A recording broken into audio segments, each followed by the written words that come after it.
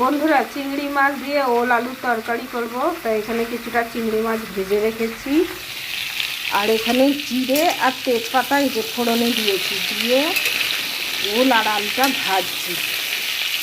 সাদা জিরে দিয়েছিলাম আর তেজপাতা ফোড়নে দিয়েছিলাম। কিছুটা ওল আলু ভেজেছি হালকা, একটু পেঁয়াজ দিচ্ছি, কোচানো পেঁয়াজ,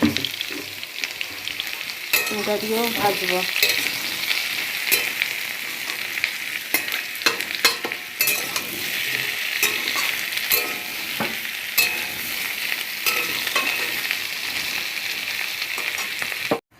শিলে কিছুটা মশলা নিয়ে নিয়েছি ওল আলুর তরকারিতে দেবো বলে। দেখো, জিরে, এই যে এটা জিরে, এটা হচ্ছে ধনে, এটা ধনে, আর এই যে আদা আর কাঁচা লঙ্কা।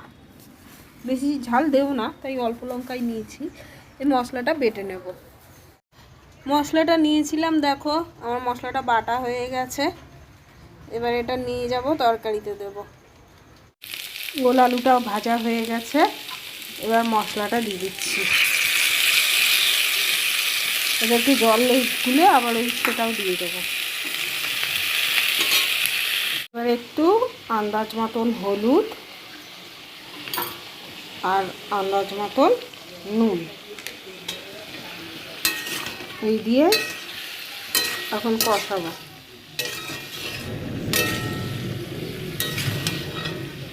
জিরে বাটা, আদা বাটা, ধনে বাটা, লঙ্কা বাটা, আমি কিছুটা কষিয়ে নিই। বন্ধুরা, আমার মশলা কষানো হয়ে গেছে। এবার একটু গরম জল করে রেখেছিলাম, ওটা দিয়ে দিচ্ছি। অল্পই দেবো, বেশি দেবো না।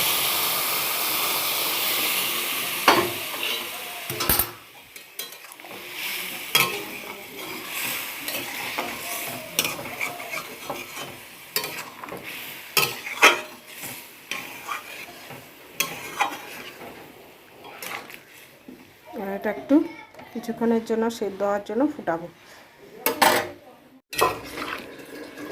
দেখো, ওল আলু পুরো সিদ্ধ হয়নি, দেখাচ্ছি এটা।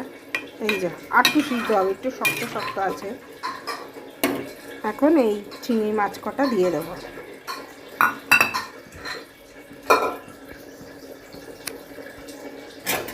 চিংড়ি মাছ কটা দিয়ে দেবো। এবার তেল মশলা একটু ডুববে, এতে আবার সিদ্ধ হওয়ার জন্য রেখে দেবো।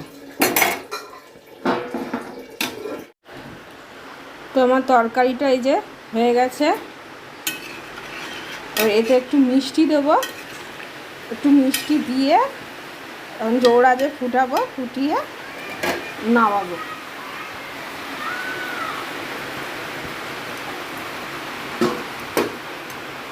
তো আমার রান্না কমপ্লিট, চিংড়ি মাছ দিয়ে ওল আলুর তরকারি। বাই।